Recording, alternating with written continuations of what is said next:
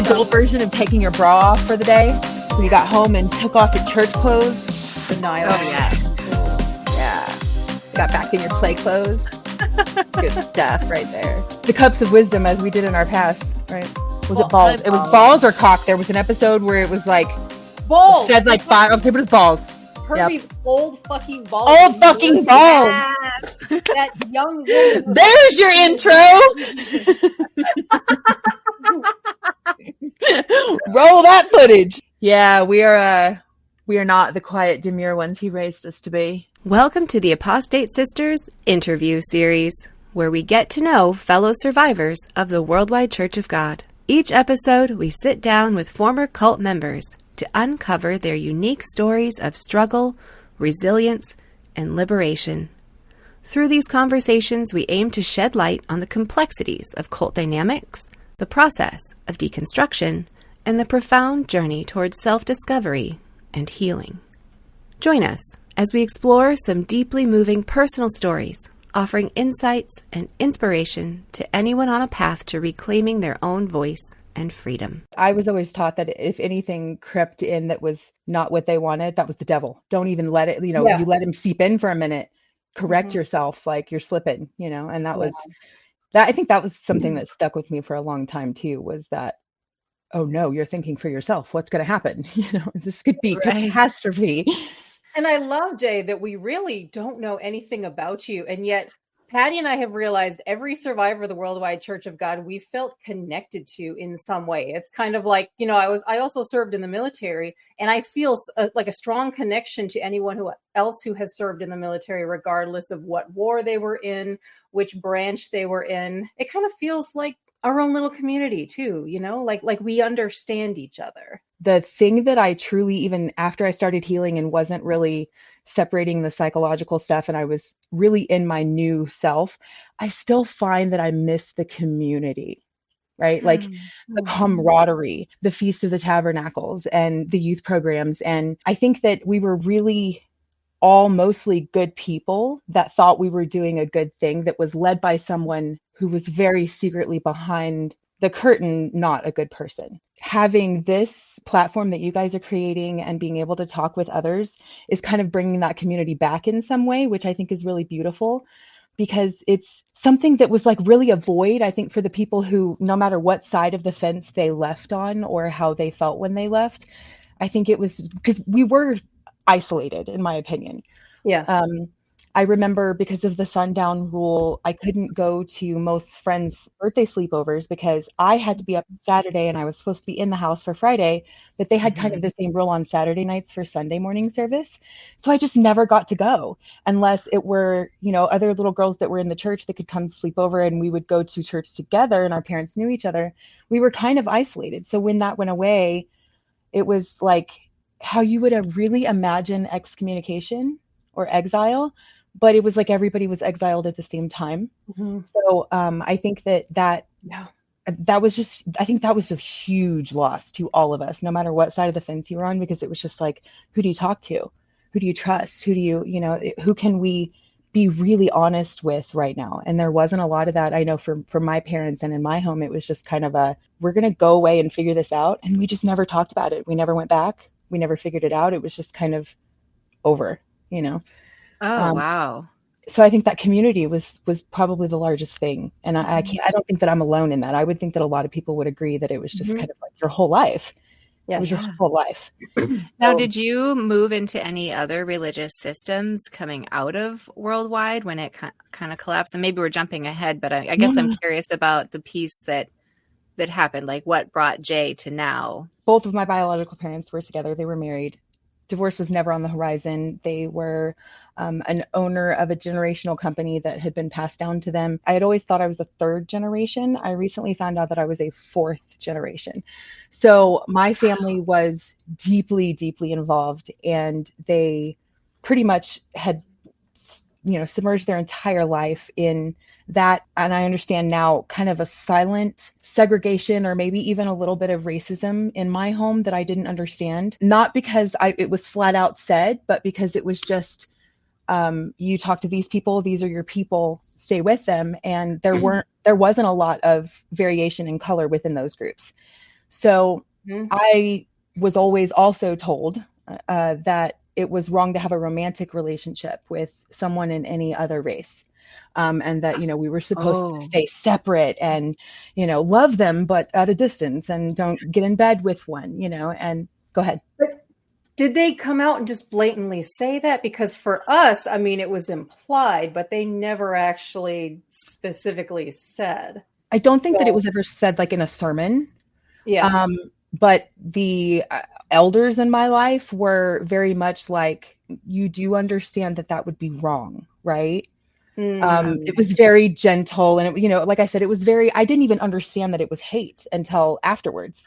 Well, yeah. Wow. Yeah. It was just Wow. it was so gentle. And so within, I would say, a 9 to 12 month period, we left the church. That night, by the way, my parents went to Ponderosa and ordered steak and lobster tail. And I held my breath as they were taking the first bite because, and I'm not even exaggerating, I assumed, because we didn't have this conversation, that, there was this new covenant with God and that our rules were archaic and they were changing and we were adopting anything new. It was almost this day of Armageddon. I'll never forget it. My mom kind of laughs because I tell her, I remember it was pouring down rain when the announcement came. Were you guys there? Now, are you talking like the Christmas Eve Christmas Eve 94? 94. Yeah. Okay, we were, but for some reason that night does not like register to me as like whomp at all. And I'm hearing from other people that it had that Insane. effect. So this is so interesting. I remember because we Yeah. never really paid attention. At this age, I was little. I was still at my mom's feet, coloring. And I remember kind of hearing in and out of the sermons every once in a while, but I was never fully, absorbing. So I don't really remember what he said or at what point the reaction happened, but I will never forget this. And we were in one of the really large churches. I'd have to ask my mom which one, but because we traveled a lot, having family in both Missouri and Arkansas in churches, we would go to their church and back to our home church. And so I remember hearing this just giant audible gasp that was like, so I looked up and I remember seeing some people like clutching their chests and some people grabbing their babies. And I was like, oh, what's happening? I think I was 7, 8. So I was just like, what this feels bad. The whole energy changed, And I remember seeing my mom look at my dad and she's like, I now know that she's like, get the car. So we get to the door and it's pouring down rain and it's December. So I've got my white tights on. And I remember looking down and seeing the mud splash up on my white tights and being like, this is not okay. Like my mom always carries me over the mud. Like, what is happening right now? And it just, every little detail, it's like a very trauma response story, that those minor things really stuck. So I remember looking up and I was short enough that my hand was above my head holding her hand. In my memory, there were like balls of fire falling from the sky. Like that's how afraid I was. And it took me years of therapy to realize that that wasn't actually happening. It was rain. But I don't know if it was my childhood imagination or it was Armageddon. It was happening in front of me. That was my reality in that moment. Yeah. So my dad got there and we got in the car and we never talked about it. So of course, not hearing that sermon, I had no idea what happened. I had no idea. You were a child. Yeah. How could you possibly know the ramifications? You just knew that something was wrong. See, Patty and I you were off to college at the time of the 94. No, I was right? 14. I was 14. You were 14. So by all accounts, I should have understood what was happening. But I think I was just old enough that I didn't give a fuck. Well, and yeah, I think that's like kind of on that cusp of having your own opinion and finding your own things. So having been raised in it for that long, I doubt that it was like this violent separation of thought. It was probably just like, I'll do what I'm told when I'm told to do it. Because your parents were probably still telling you everything, that you were supposed to do. Well, and that I was old enough that I was like, I don't want to listen to this crap. I'm going to go do what I want to do. Like I was very in my rebellious phase by then. So that makes sense to me why I didn't have that moment with that Thurman. Yeah. But for you said 4 years old or no, so? I think I was either 7 or 8. Did your parents leave the church at that point or did they stay? Never set foot back in a church after that. And they went straight to the Ponderosa for lobster? Yes. Okay, so that's the rest of the story. We have to rein in my ADHD here. So they ordered steak and lobster and my brother ordered popcorn shrimp and they were like, do you want to try it? And I'm like, you'll go to hell. Like, you've all lost your mind. I Yeah. need to call someone. Like, this is insane. And I remember holding my breath and watching the first bite, thinking they were just gonna spontaneously combust. You know what I mean? Like, I was Right. just like, what the hell is happening? I was completely unhinged on the inside. And I Mhm. didn't even realize it until now. But it was Well, like they'd kind of a violent. indoctrinated you. And Yes. then somehow they walked away from their own indoctrination in a split second? Yeah. Well, Yeah. that's another layer that I think I had to dig up. I'm curious to know if any other children realize this later, how much of a hypocrisy your parents were actually living in the entire time. Oh, dang. All right. All Yeah. right. I realized that I didn't have a problem with lying as long as no one knew I was lying. Yes. And you got good at it, didn't you? Damn Just good like at it. we did. Damn good Oh, at it. yeah. Because I missed out as a kid, and that Yeah. pissed me off. You know what I mean? I remember my parents being busy business owners. They would forget that I had a class party that day or a Christmas sing along kind of thing. And I would have to sit it out and watch the other kids. Or I remember one time my teacher felt bad for me and she rolled up a brown bag of the Halloween candy, but she drew a jack-o'-lantern on the outside and stuffed it in my backpack. Right when the party started, my mom got there and I was all bummed and I got home and was like, yes. But I showed Oh. it to her and Oh, she made no. me dump it out.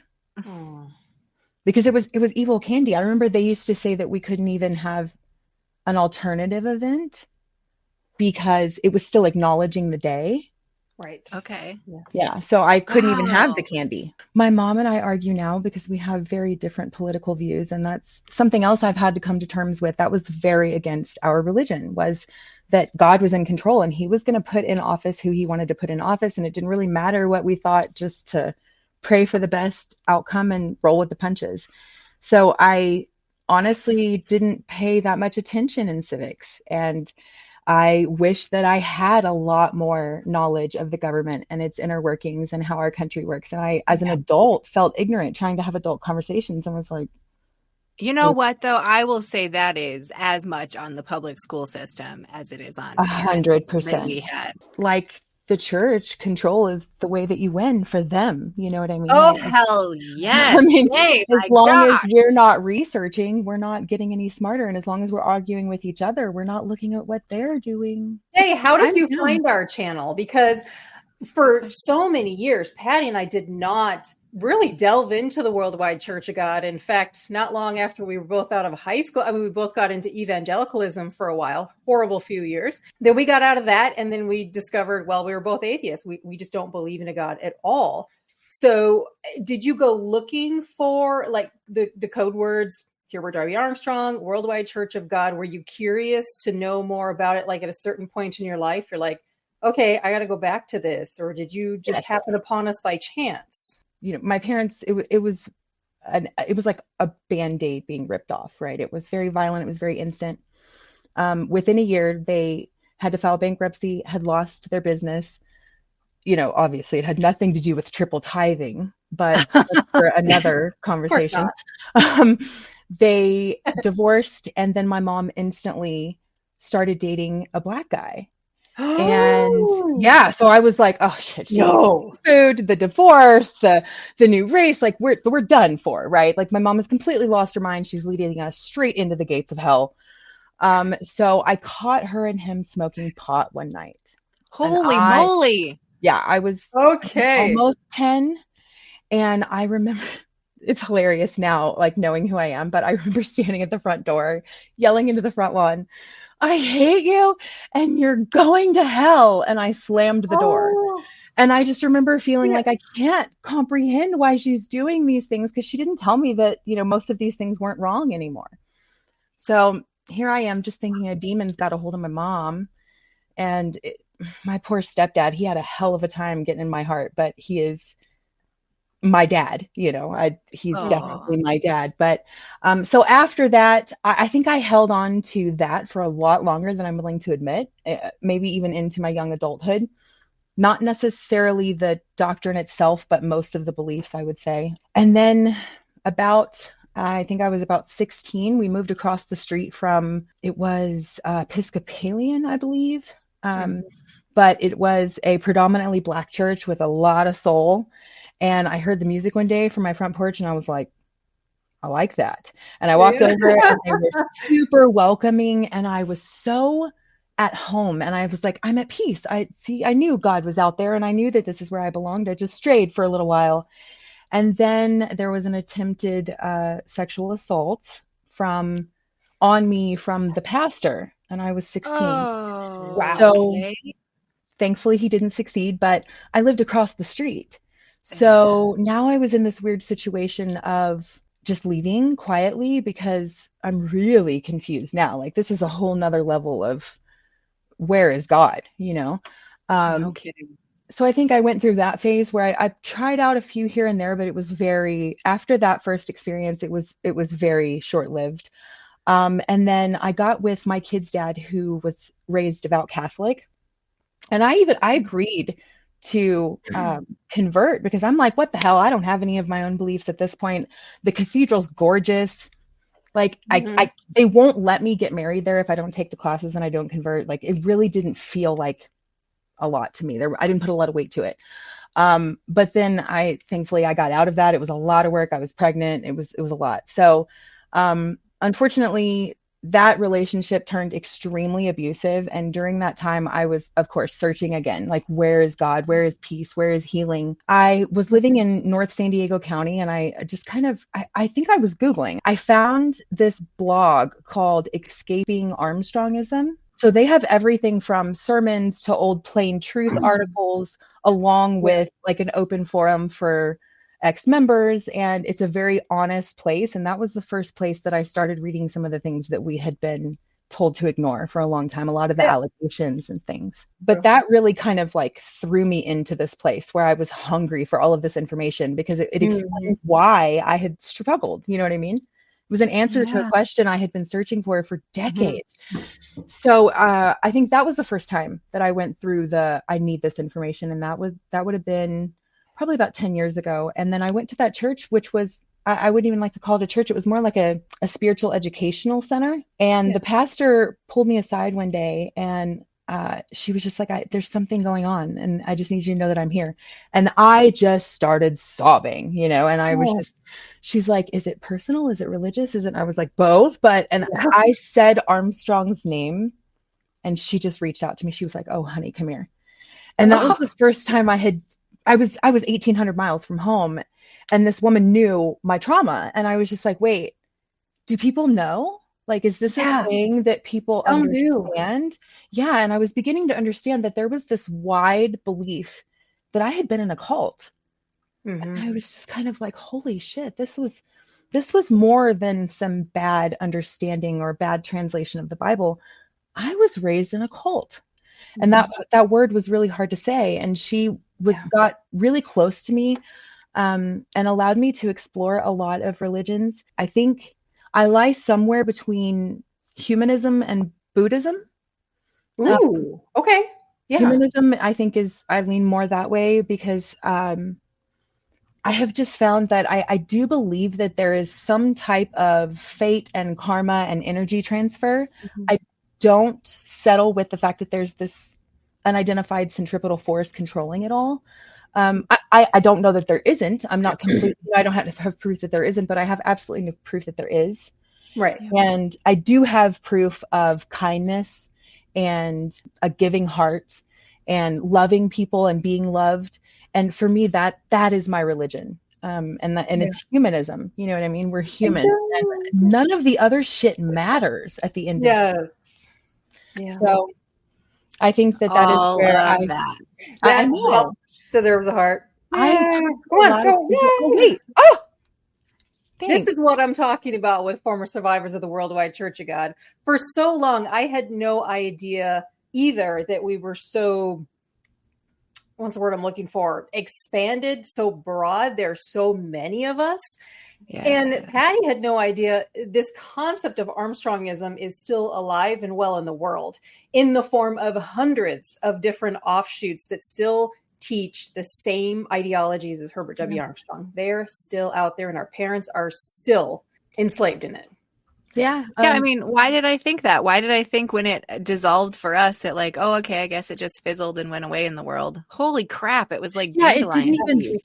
it didn't even fizzle in me. So how would it have fizzled out in an entire, you know what I Right. mean? It's how deeply it was stuck in our sides. Of course they didn't just, of course they didn't. My mom left, and never went back. And she still to this day struggles. I think the reason she's never set foot in another house of God is because she still is, what if, right? What if we were the chosen ones? Like, what if I just never say anything else and my ticket to Petra is still good? Petra! Oh, wow. And I think there's that inner fear of like, well, what if, you know what I mean? How blessed would I have been to have been a part of that? And I'm not going to screw that up by undoing it all. And it's the control is there.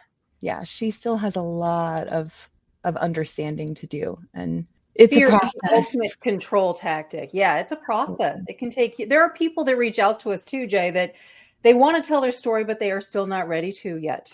I understand that. We completely understand. Yeah. Patty and I stopped giving fucks already. We can't censor ourselves, nothing. Because again, who does that help? It doesn't help anybody. Yeah. So, all we can do is pray to the face. Yeah. Of course, yeah, and I know that no one probably could have pushed me. I know that people could have loved me into that, but I don't know how that would have worked out because that wasn't an option for me. So I try to be there for those that I feel are still caught in that. Like I said, I do have a few family members that are still actively and openly participating and still go every week. And the age that they are and as long that they've been in, I think that it would do more harm, like I said, to hear me really tell my story. Right. And there's no validation needed there. I don't need them to hear me say that they're in a cult. I don't need to hear them say that any of it was wrong or that they still believe it doesn't matter. I love them. They love me.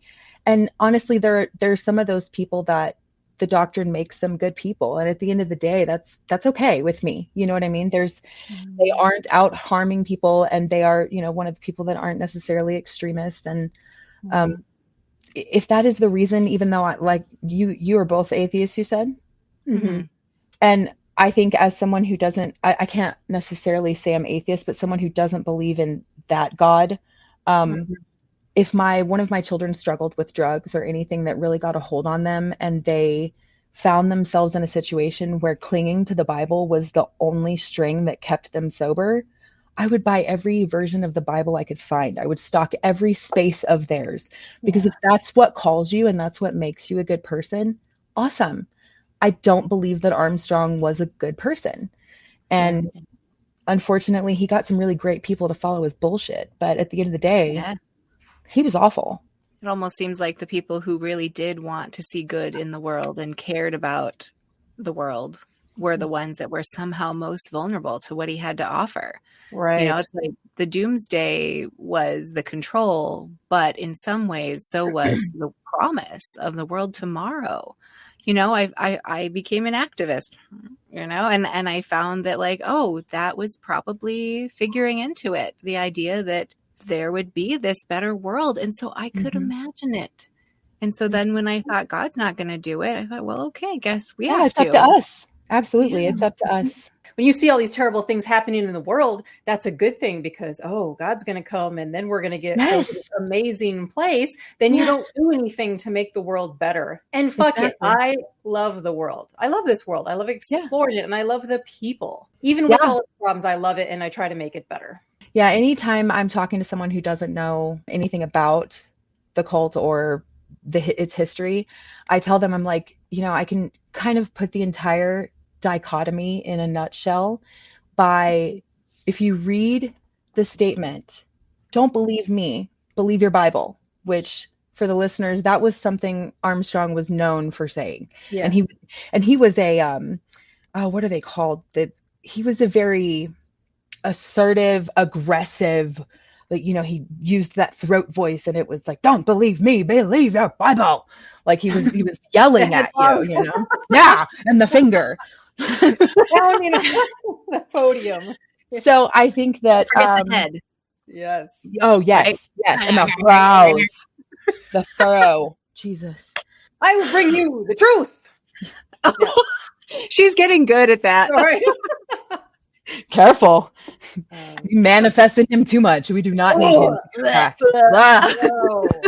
Stay where he lays. Our poor human efforts are not going to bring world peace, but I have been called by the eternal God to show the heads of nations the way to world peace and how it will come and how the eternal God will finally bring us world peace by sending Jesus Christ in power and great glory to rule all nations and to bring us world peace living by God's way instead of the way of human nature as people have been living on this world. But I think the entire dichotomy could be summed up in, if you know that going into your research, that was one of his largest platforms was, just read your Bible. Everything I say is right there. It's backed up. Don't believe me, believe your Bible. Meanwhile, you're reading your Bible, don't look at what I'm doing. And I think that is honestly just such a great nutshell of the dichotomy of the entire system was, don't look at what I'm doing.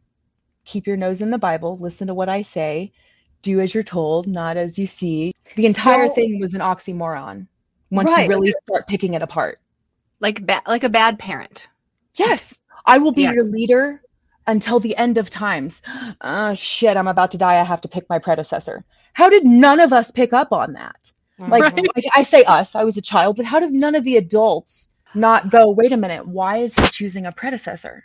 He told us he would not die until the end of times. He would lead us into the promised land. I mean, it just really, for people who don't understand, I'm like, if you go into your research knowing that he said that and really, truly just read any of the levels of control that he actually reached while philandering and allegedly touching his sister. And, I read one of those, I think it was on that actual blog where it was talking about the accusations where it was saying, or daughter. Was it? Oh, it was his daughter. I think it was daughter. I think it was. That's right. Excuse me. He No, you're fine. was taking her out, told her to dress up that night or something. And she's like, aren't you worried that they'll see you? And he's like, sundown, duh. Like, no, they're all at home doing what I told them to do. Of course I can take you out and grope on you in public. And Ew. I just was like, holy shit. Like, yeah. So when you really identify the things that we held as holy, that they were literal abuse tactics, it's kind of like, whoa, how many times in one lifetime can the rug just be ripped out from underneath you and everything you thought was a material experience was actually just smoke and mirrors? Have you guys ever been to a campus? Oh yeah. We lived in California too, but up in San Jose. So we had family down in Los Angeles area. So we went to the Ambassador Auditorium a few times in our childhood. Yeah. Yeah. Oh, in your so while you were in. Yes. Oh my goodness. That's crazy. So, we always saw the videos. There would be like these cool drone shots of the spiraling bird statue out front with the fountain that they used to dance around. It was kind of this opening to all of the feast or I think it was the Feast of the Tabernacle videos. Youth ambassadors. That's what it was, because they did all of the choir performances on the lawn there. It's not far away. Hold up your hands and say, there's gonna be a great day. On a wonderful day. Yes, a wonderful day. On a wonderful, wonderful, wonderful, wonderful, wonderful, wonderful day. Like today.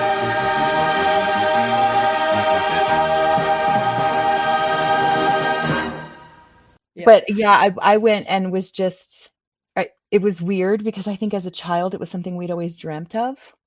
So I don't know what it would have been like to go while I was still there. It probably would have been like the promised land. I would have probably felt like I had gotten a little closer to God. Oh yeah. Everything was covered in gold. I mean, that was the sickening part. I think as a child, it was like, look what God has given us. Look what we're so blessed. We're so lucky. When I saw those videos and then I heard that they were tearing down part of it. And I was like, that's it. I'm off work today. I'm going to pack a lunch and drive up there. I was living in San Diego County and I got there and I'm probably about to admit to a crime here on your podcast, but I got there and it was all fenced off. They were doing demolition. So I found kind of a hole in a fence and I snuck through and was like, and I got to the other side where it was kind of like the opening, the clearing just past the fountain. I stood at the fountain and sobbed. that was a cathartic experience because I was like, I finally reached it. And, you know, it was Yeah. just like, So fucking wow. cool. Yeah. And then I went to the auditorium and the seal is still on the door, which was a little paralyzing. I had not seen the seal since I left. And the carpet from the videos was still the same inside the auditorium. I mean, it was like I had like these really crazy flashbacks and I started remembering things that I didn't remember before. And then I call it my Forrest Gump Jenny moment. When I got to the top of the stairs and I saw how he was living, there was antique furniture stacked up higher than the windows in this mansion on the back of the property. And I just felt like so many people that I know and love paid for that. And so many people worked to the bone and did without. I know I, as a child, even though my parents owned a business and I would consider well off until the bankruptcy, I still didn't have things that weren't considered necessities because everything outside of necessities went to the church. Yeah. And that included things like yearbooks or field trips or, you know, just being a kid. And when I saw the wealth there and the gold lined ceilings and the gold door handles with the child and the lamb and the lion, and I was like physically and psychologically ill in that moment. I was just like, this is exactly what was depicted in that scene where Jenny's standing there and just sobs and starts throwing the rocks at her childhood home. It was just like, I want to burn it to the fucking ground. All of this deserves to be ashes. And it should be a memorial park to the dreams that we could have had. You know what I mean? If we hadn't given billions to this predator. And then I noticed that the mansion he was staying in was about between 50 to 75 yards from the boys' dorm. I've heard so many stories of boys that were staying there at Ambassador College and were given special calls to go have a private meeting with Mr. Armstrong. And it was... What? This is new. I got a little wind of this information too, Pats, and there were rumors about Stanley Rader as well, who was like, it was his money guy. He made money disappear. But I didn't hear much about Armstrong on the subject, so I'm not surprised that something like that came up. I think there's so much shit behind the scenes that I don't even know if we could ever... Yeah, I think we're still at the tip of the iceberg. That's a lot. Well, we're not going anywhere. This podcast is here to stay, and we have so many more people to talk to, and it's so great to get your perspective, Jay. This is amazing. Thank you. Hearing your thoughts going into this place, because you had never been there before, correct? The auditorium? No, and the only thoughts I had ever had of it were dreams of how amazing it would be to walk the grounds. I thought it would be a holy experience. My grandmother died having never seen it, and it was one of her greatest dreams. And that was another thing that was hard for me, because in a moment, I kind of spoke to her and was like, here I am. You're welcome. You know what I mean? I know you never got to see it, but I did. And then after that, I was like, okay, cover your eyes. Because if you're listening, you're about to get pissed off. And it was just... the level of wealth and just sheer exuberance was, and we used to be so proud of that, guys. I know. Like, we used to be like, look what we have. We didn't have a damn thing. I pissed in one of those seats, by the way. In the auditorium? Yes. Ooh, congratulations. And they went on and fucking on forever. And I was a child needing to go to the bathroom. So I don't know if I actually asked and was told no, probably. Or I felt that they wouldn't take me anyway because my voice was never heard, and so I wasn't brought. I had to piss in the seat because I was a little girl needing to go so bad, and I remember exactly where it was. So yeah, I pissed on that place. Well, piss on them. Literally.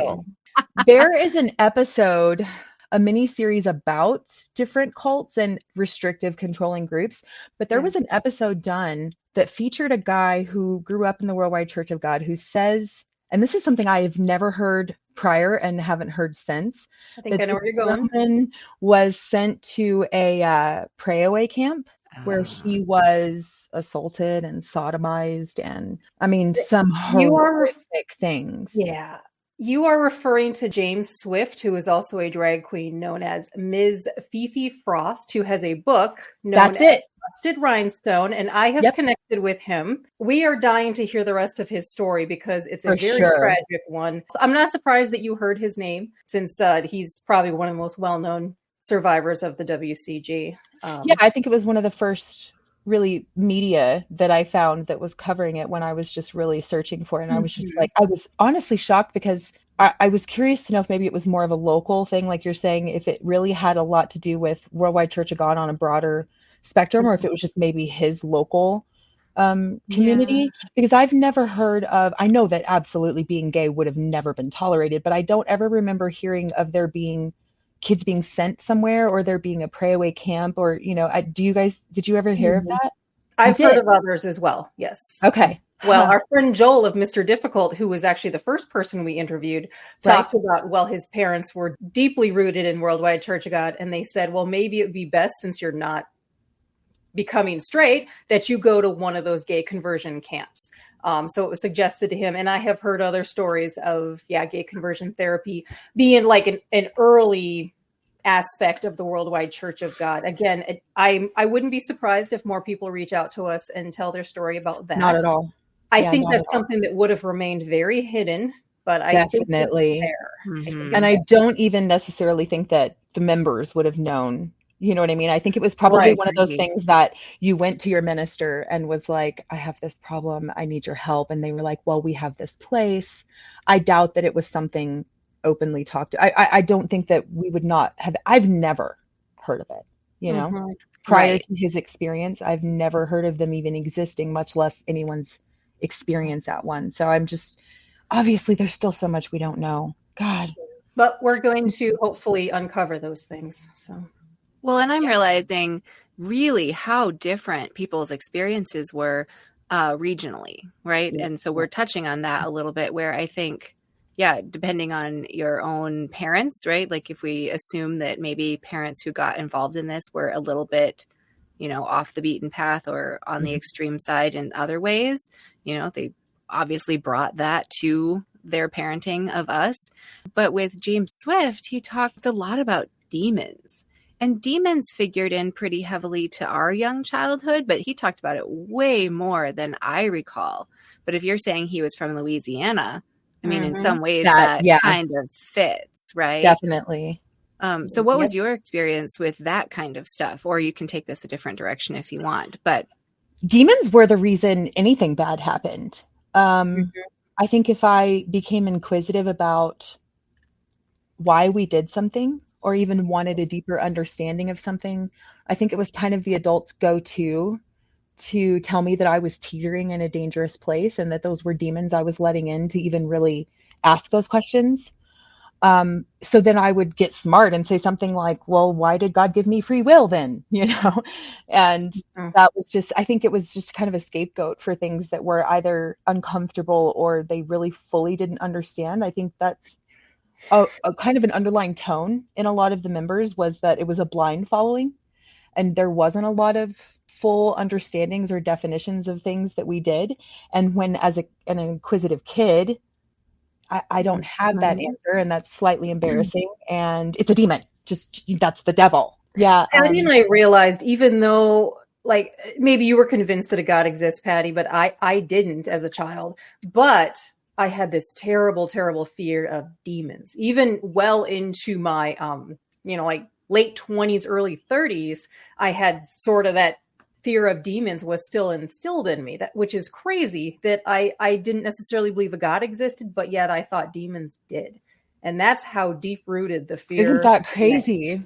I mean, James Swift is like, he had it whole nother level, because he described, at least in the Netflix episode, he talked about, his parents were talking about, there's different demons out there. Like, you have a gay demon in you, or if you can't stop eating, you have a gluttonous demon. It's like they all have different roles to play. It's fucking crazy. Which, I guess, touching back a little bit on my own religious exploration, there was a time where I wanted to educate myself on Wiccan traditions. I had kind of strayed away from anything that was biblical, because I was looking for truth, right? I wasn't looking for fairy tales. So I was looking for stories that were, and I say truth, but I still wanted to understand all of the Greek gods. And I wanted, not because I believed that they existed and wanted to follow them, but because I wanted to understand the culture behind it and the traditions that people had, related around these gods and things like that. And I eventually landed on it's funny, you guys might have the same experience. Anything not Christian is pagan, right? Yes. That is Yeah. the real definition. But pagan to the church was demonic. Yeah. If you were participating in any kind of witchcrafty stuff or tarot, or even I remember horoscopes. That's paganism. And it's so funny now because my mom's like, you got to watch that pagan stuff. And I'm like, that non-Christianity stuff? Like, that's what you're saying? Even card playing could be equated with paganism, right? And that, well, that's why a lot of fundy churches are anti-playing cards. Mm-hmm. Yeah. So I landed on, I think it's Seven Seals of Solomon, which is the supposed story of how he figured out the powers of his ring and he could control the demons with this one ring. And dear. I just thought, there is fairy tale in every belief, every one. And I think they're all neat stories, just like any other book that I would read. I think that just like children's stories, there's a reason that there's a children's story for kids whose daddy's about to deploy or whose parent is transgender, or you give a kid a book about their bodies or their emotions.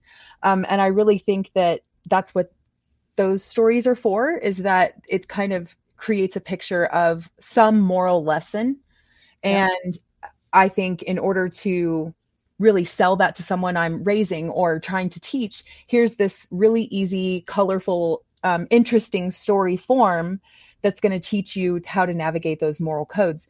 And at the end of the day, I think that's a great thing. Whatever kind of resonates with you as far as what makes you a good person and why they did what they did, it's so interesting to me. And I think that even in paganism, I have found so many things that I've added to my own moral book. And I think it's funny because the story of Solomon is how he made demons how he took demons to his benefit. It's not some awful story of demons ruining his life or, possessing him in any way or anything like that. It was, he built his kingdom because he controlled them and they were his slaves essentially. And it was kind of this like aha moment that it's like, wait a minute, they're all just fairy tales.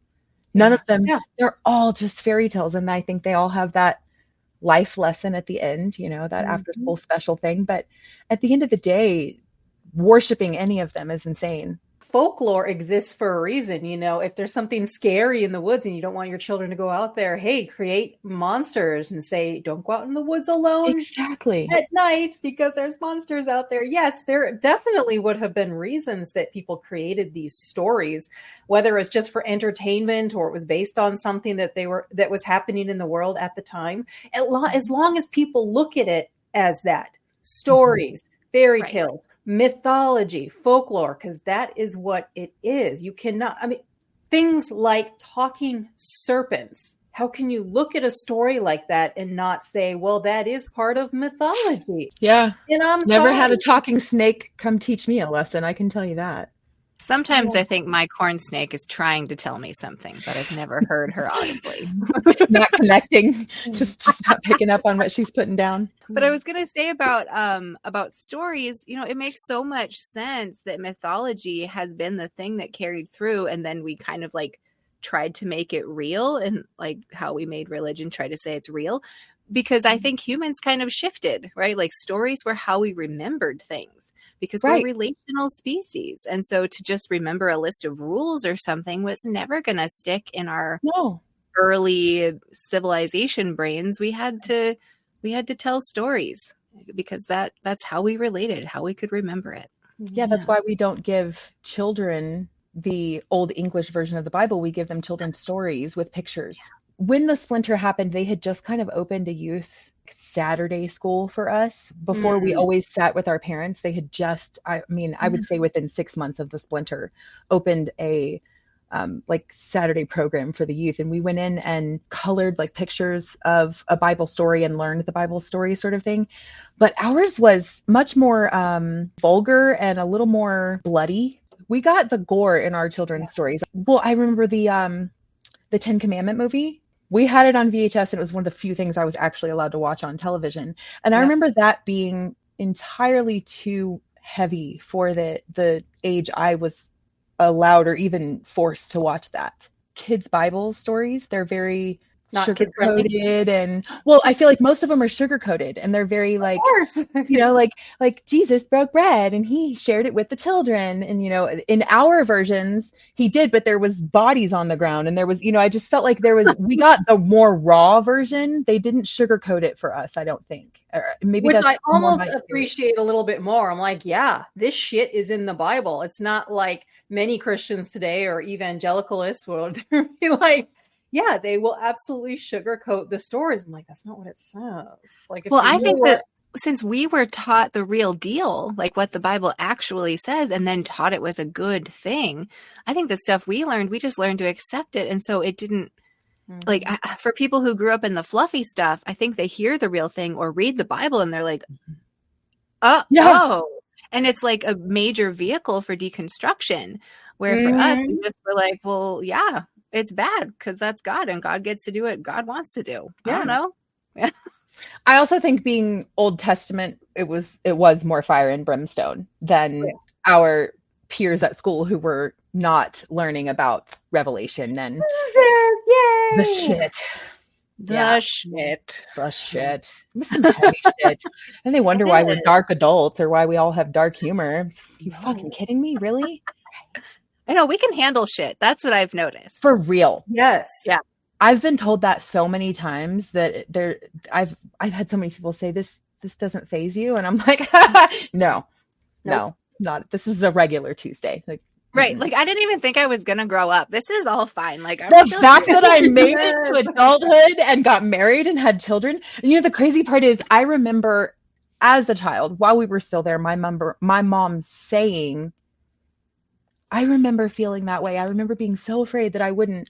And I, nor she, recognized that she grew up, she had a child, and was now having that conversation with her child, and that was never a red flag. And my grandma would say the same thing. I remember feeling that way because she was a young woman when she found Mr. Armstrong in the radio show. Oh my goodness. Yeah. Man, he had some fucking pull. He was an early pioneer of radio. So like, he was a televangelist before televangelist was a thing. Yes. He knew what to do and he did it well. Oh, you were talking earlier about his like failed predictions and stuff. Yeah. Nancy found some reference in like 1936 where he was like, yep, the 7 years of tribulation has started. Like, really? He did that twice, really? I think. Oh, he did that more than twice, I think. I know at least there was one in my lifetime. So I would say early mid 90s. And I remember my parents shifting into like, okay, we could probably sell some of our stuff and consolidating, and, you know, and this is another thing. I think this is, it's all a part of the division, but they made us pretentious, I think. Yes. I was getting on a plane. You guys got to stay here and burn.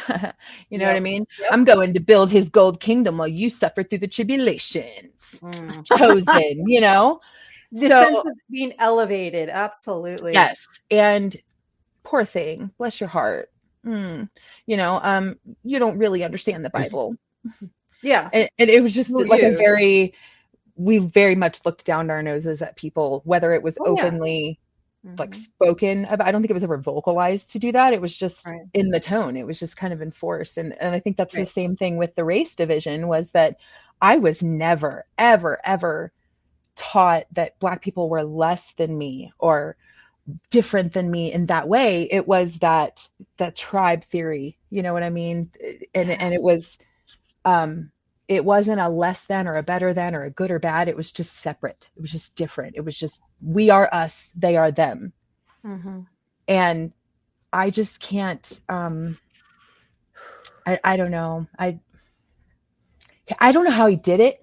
My fiance jokes, he's like, man, if I had a time machine, I'd go back and do it. He's like, you know how easy it is? Be sitting around a caveman campfire and watch a lightning go off and be like, did you see that? I know who did that. And unless you want it to happen again, this is what you're going to do. Yeah. Boom. Oh my Religion created. Ew. You know? Yeah. Ew. Yeah. He undid himself so many times if you just listen closely. And unpicking it has been a whole other journey. It's like really going, where did that come from? And realizing how he really did cherry pick from so many other cultures. And really, that was what he made, was a soup pot. That was the only thing he did of his own, was pour everything in a pot and call it his ideas, because it was Oh yeah. it's insane. If you really start picking them apart, you can see the trail of where he was on his journey. Well, you have done your research, Jay. I love it. Do you know much about some of the offshoots, like the worst out there, like Philadelphia, Restored Church of God, and David C. Pack? Because they're just regurgitating everything Armstrongism as well. Now, there's a lot of offshoots out there, but if you want to like take an exact snapshot of the Armstrong Church worldwide, look at Philadelphia Church of God. Definitely. Holy shit. He even created his own university, and the church looks exactly like Ambassador College. It's ridiculous. And all the book titles the same, like he just regurgitated. It's embarrassing. It is embarrassing. It is. It really is. I think I mentioned it earlier. My fiance is from East Texas, where it was the Tyler, Texas headquarters. Yeah. So that was I was going to say, yeah, that was Gardner Ted. So the church is in a tiny, tiny little area. So when the piney woods would open up to us for our great Feast of the Tabernacles, we would flood his town. And the locals, was like a thing that they talked about, that these weirdos from a cult came into town and slept in the woods for a week and went to church for 7 days. So when we met, we were working on a job in LA. That's how we met. And so obviously it's something that doesn't come up often, you know. And when it did, we met in Los Angeles, me having growing up in the Midwest. He grew up in Texas. We met in Los Angeles. I mentioned my religious upbringing. It was, I think, really light in passing. And he was like, wait, that one? Like, the Worldwide Church of God? Really? What? Yes. So I'm like, no, I'm never going to get away from this, you know? So he tells his mom, after we get serious, he tells his mom about me, and he's like, yeah, but guess what? She grew up with Red Church of God. And she's like, oh, bless her heart. Because I'm like, they are local and made fun of us our entire lives. But yeah, he was like, my mom feels so bad for you. I was just like, thanks. Appreciate that. I wish you just didn't even know, because it's so much easier to be like, oh, it's probably some church you never heard of. We're a Church of God. Just slip that under the rug, you know? Yeah. For a while, we all thought that it wasn't a big deal, right? I did. My Church of God, like nobody even knows what the fuck that is. So why do we even talking about it? Yeah. Talking about it. And yet people did know, and they really did. Coming out in droves were very similar to, I want to say, ex-Mormons have gone through, you know, similar experiences. Well, I met a girl.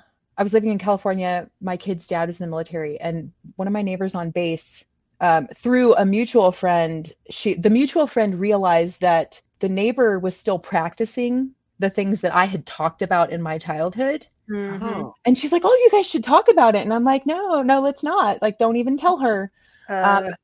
So we had a neighborhood fire one night. We're all sitting around. And she's like, hey, you know, so-and-so mentioned that you grew up Worldwide Church of God. And I just instantly was like, shit. Oh, God. And I'm expecting to have the survivor talk. No, she was actively Philadelphia and thought that there was going to be some camaraderie. And I was like, oh, no. No, you're not going to like this conversation. Not even a little bit. Yeah. And that was the first time I learned that there was such a carbon copy out there. I thought that they were all kind of variants of it, but the things that she was saying was like giving me total flashbacks. I was like, oh wait, this is identical. This is exactly what we did. Well, and isn't it weird that it was like the dichotomy, to use that word again, of I'm chosen and yet I'm not good enough to. I'm worthless. Yes, I can't be seen. I can't be heard. I don't have good ideas. I can't use my brain. I'm inherently sinful, but I'm elect. What the hell is that? I mean, that's like one of those things that splits our brains. Yeah, the cognitive dissonance was so real.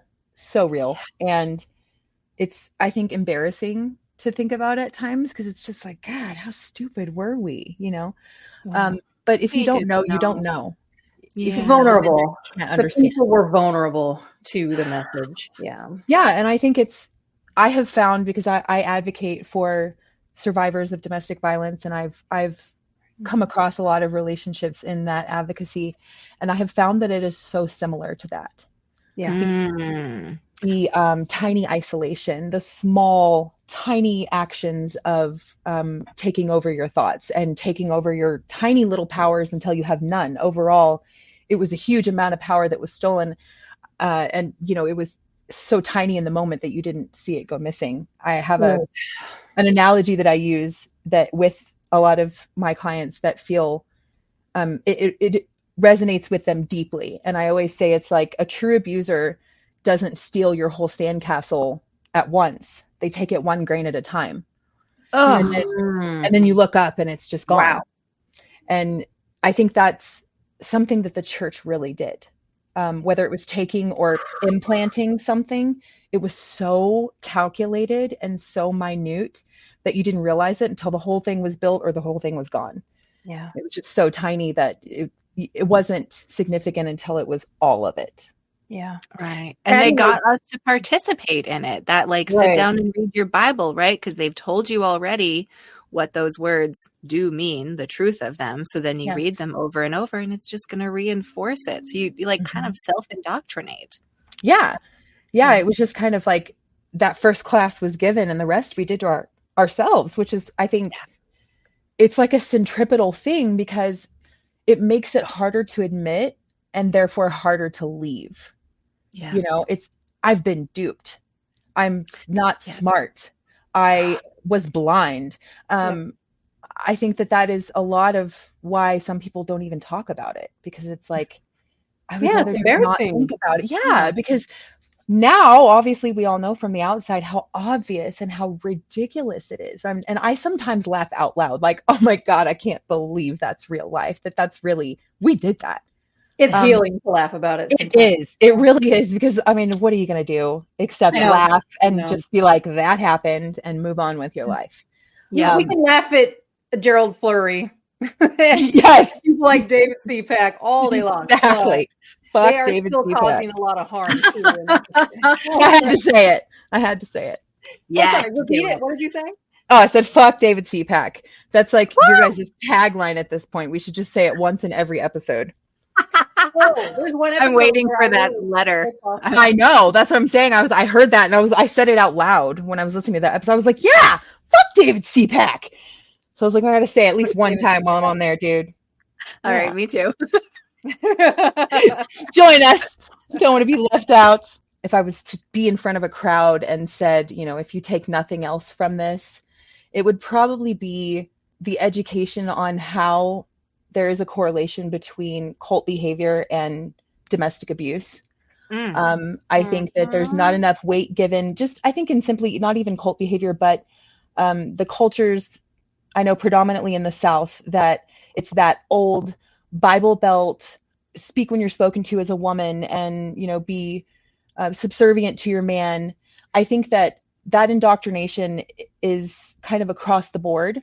And especially as a young woman growing up believing that I had no value and that I had no say and that I didn't have a brain or a thought or a power of my own. I think that's a really dangerous place to go. And I think that's a really dangerous place to have any experience in whatsoever. And I think that speaking to any human being, I think that that's what I would like to share the most, is that when you truly know yourself, your own needs, and you have a strong moral code, and that's only, in my experience, found by listening to everyone's code. Why do you believe that? Where do you get that belief? Is there a material experience attached to that led you to believe that way? Meeting people where they are has formed kind of and I call it cherry picked because I'm going to put a positive spin on that word.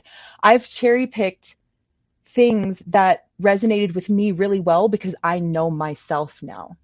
And I think that whether you're wanting a better job or to be successful in a career or to make sure that you're not entering any type of toxic relationships, be it romantic or family, knowing yourself, knowing your needs, and having a strong, firm foundation on this is what I need, this is what I have to offer, and I'm open about that. This is what I lack, and this is where my weaknesses are, and this is what these are the hills I will die on.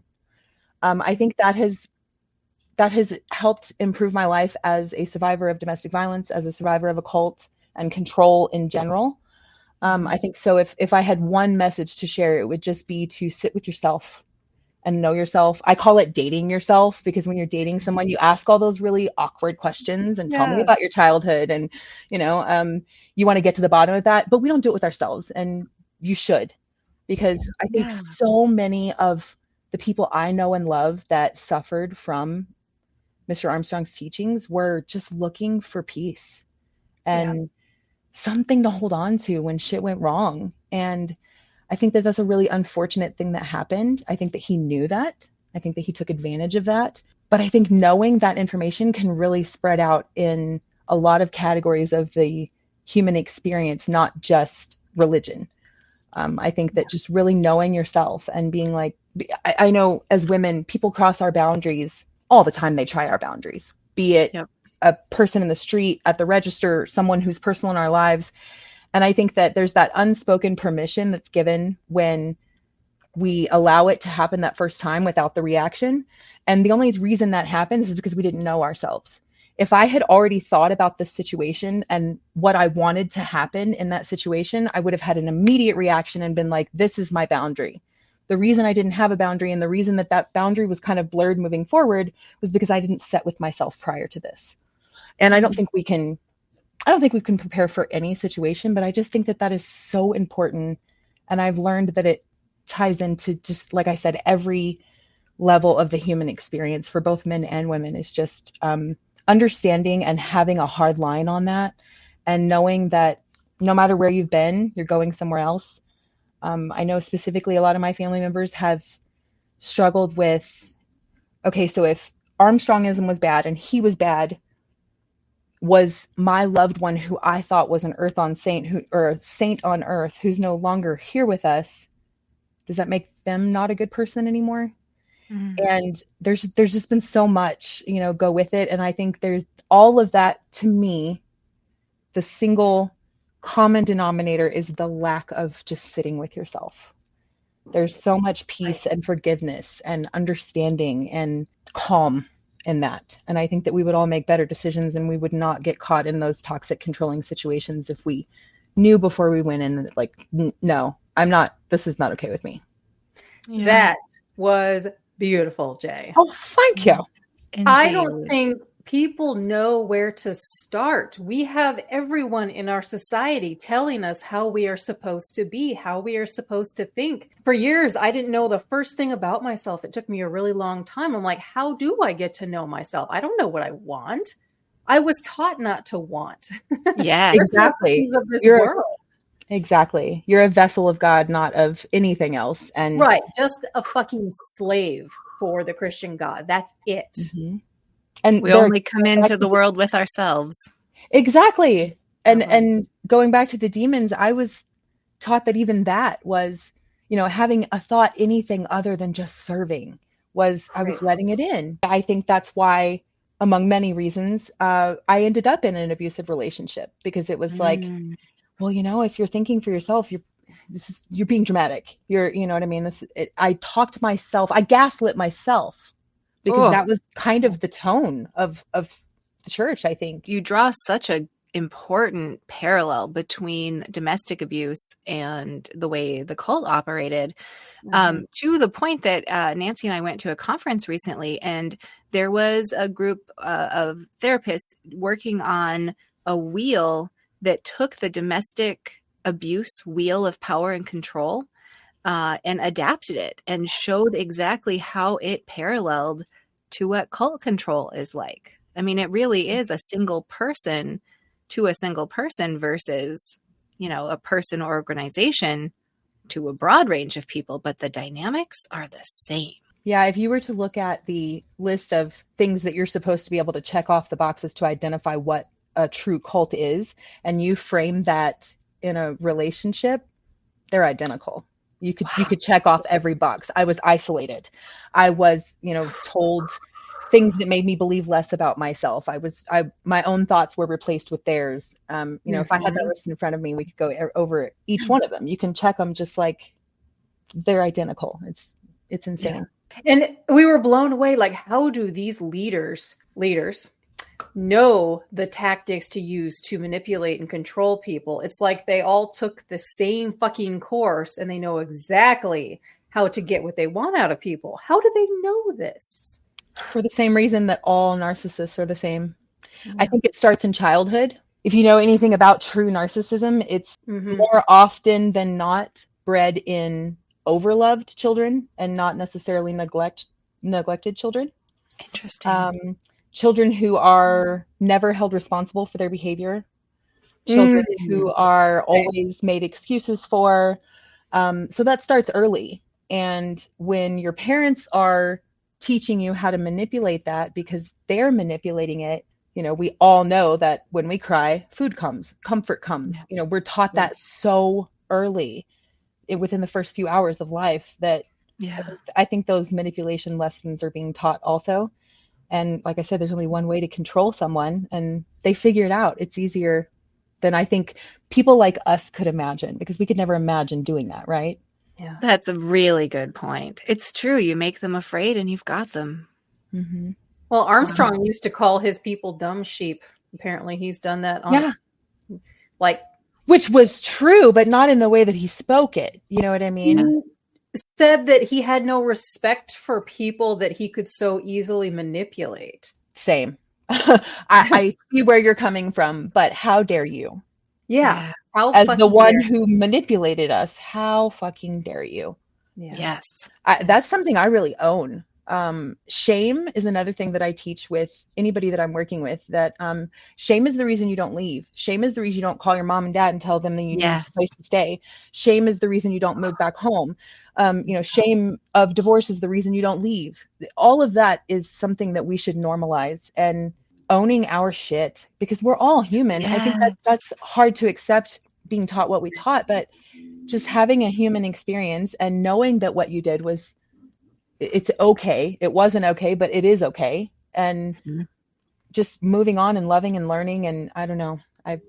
It's true. It really is like that ability to let go of the, like, oh no, I made a mistake. Yeah. Right. Yeah. And being like, oh yeah, I fucked that up.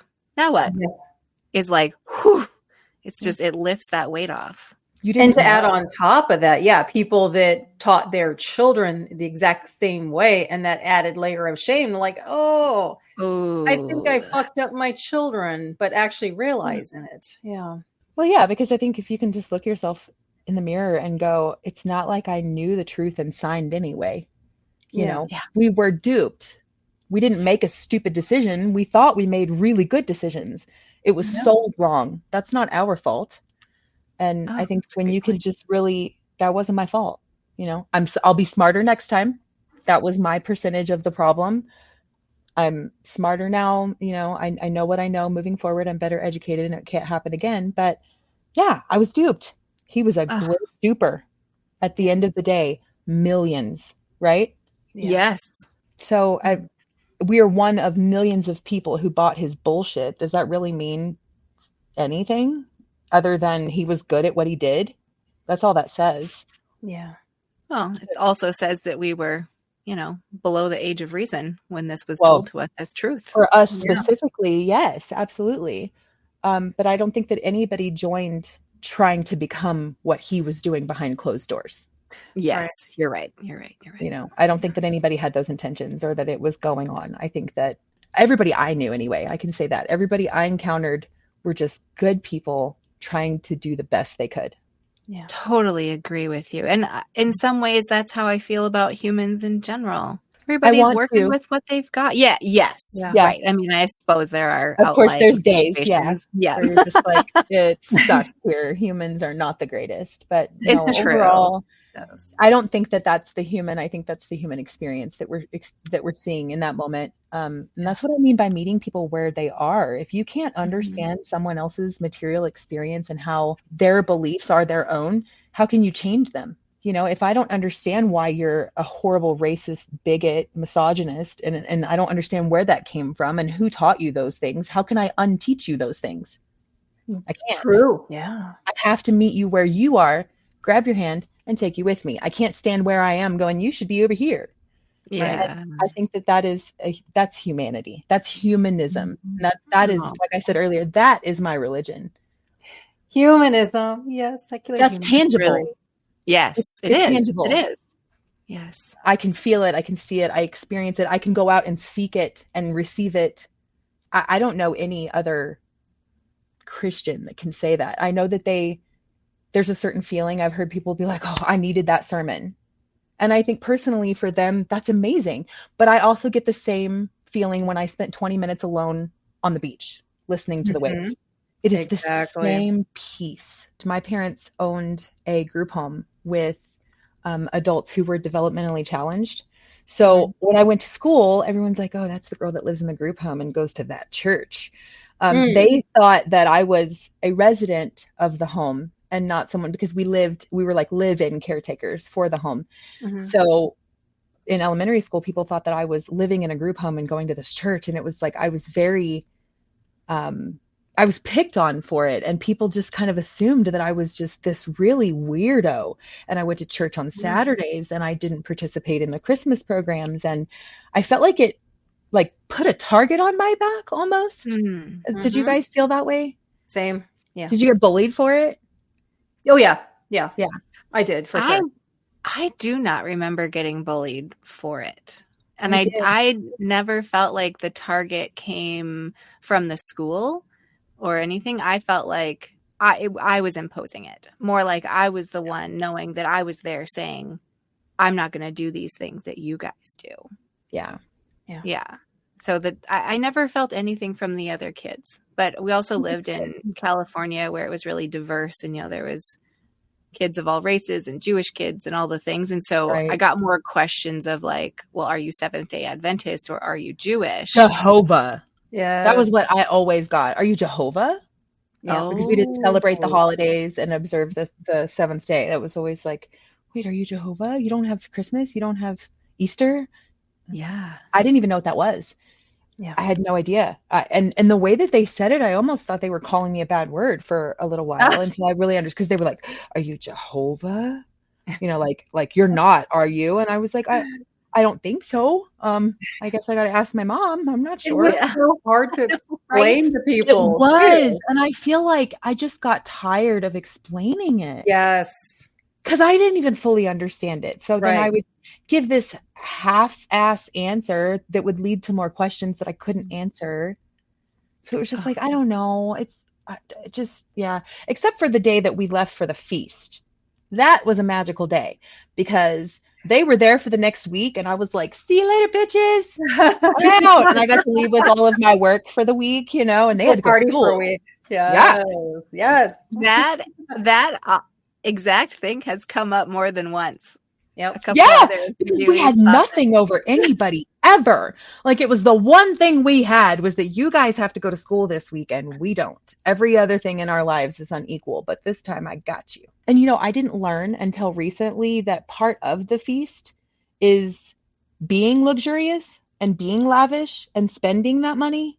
I didn't understand that either. You're right. Yeah. Blew my mind. I was like, no wonder I felt like, this is the life. It was like we ate at the nicer restaurants and we went mini golfing and we oftentimes met up with a shit ton of other people. Do you remember that? Like taking over an entire Golden Corral after church.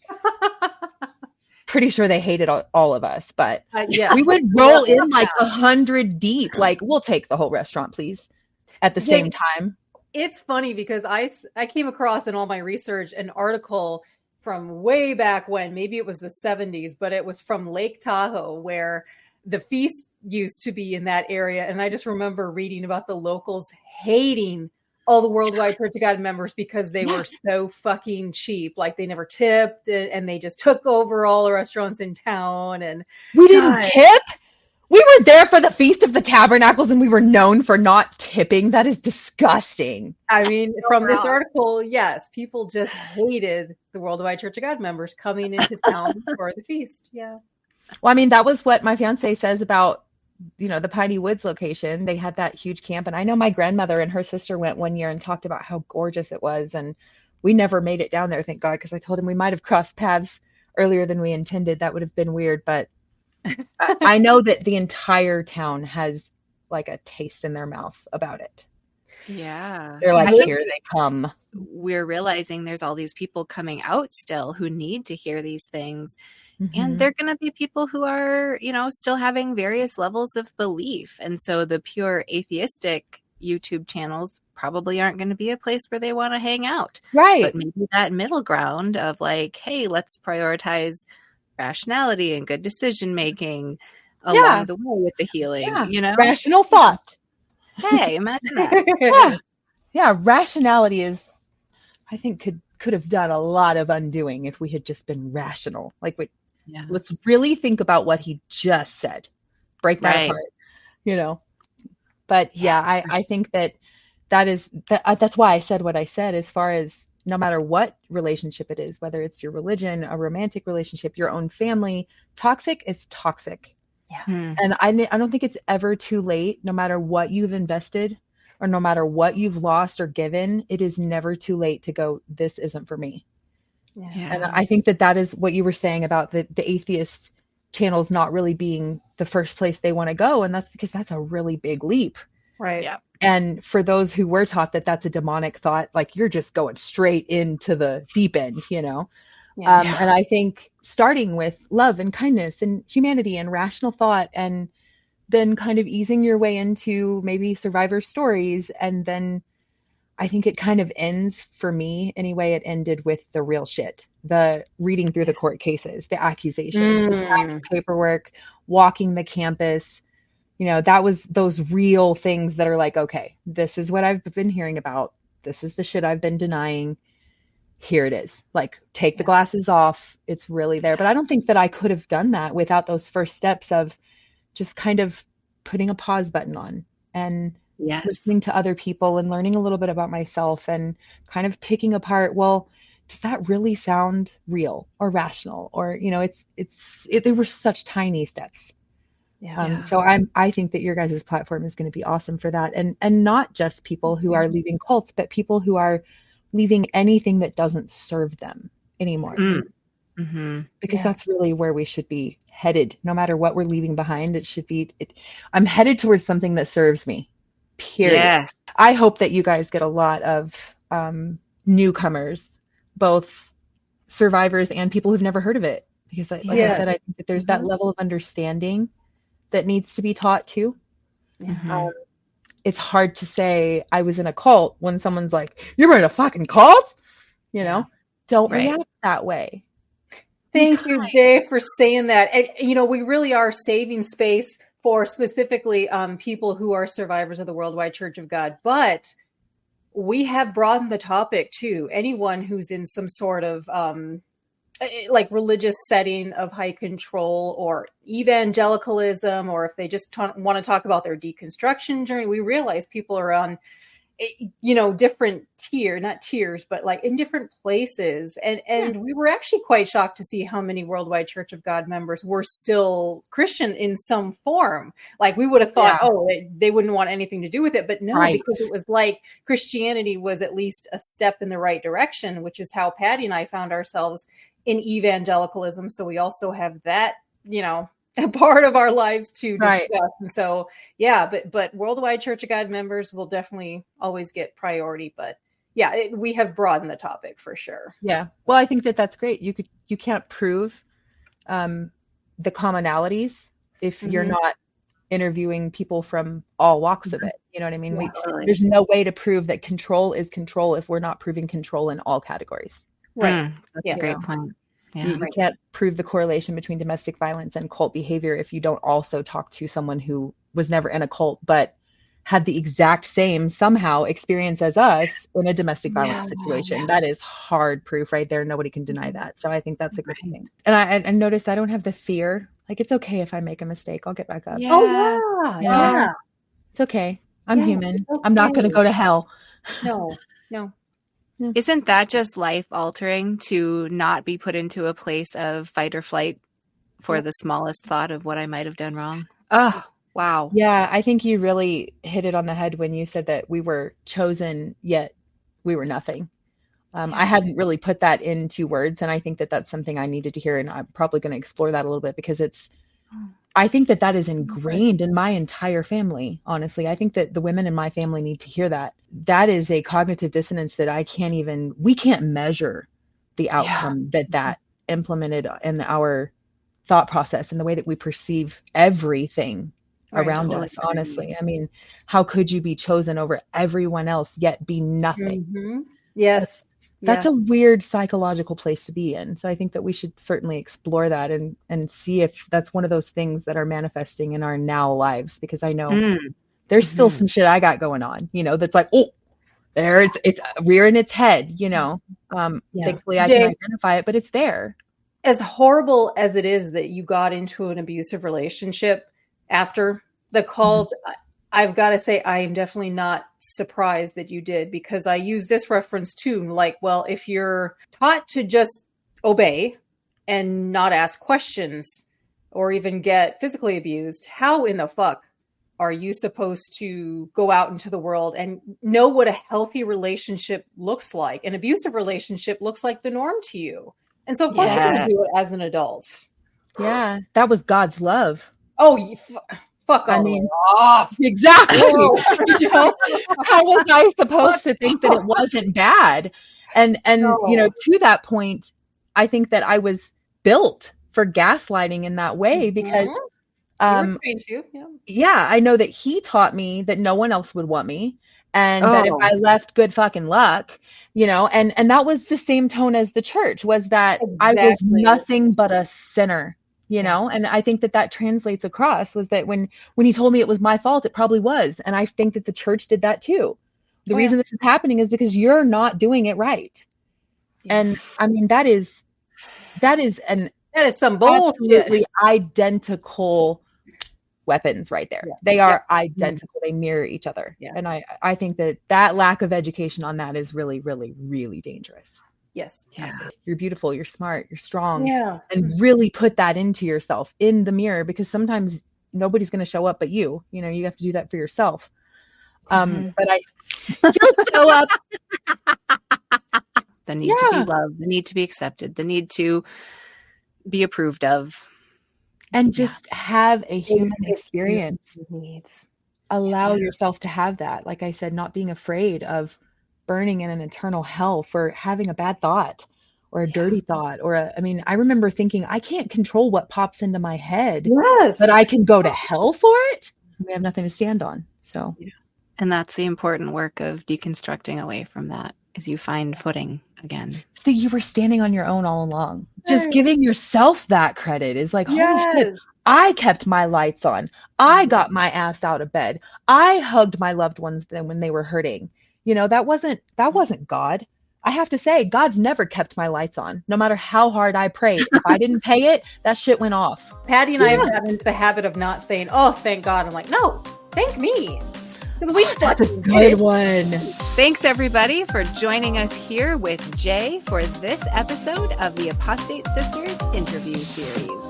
Later. Like and subscribe. There it goes. Yay.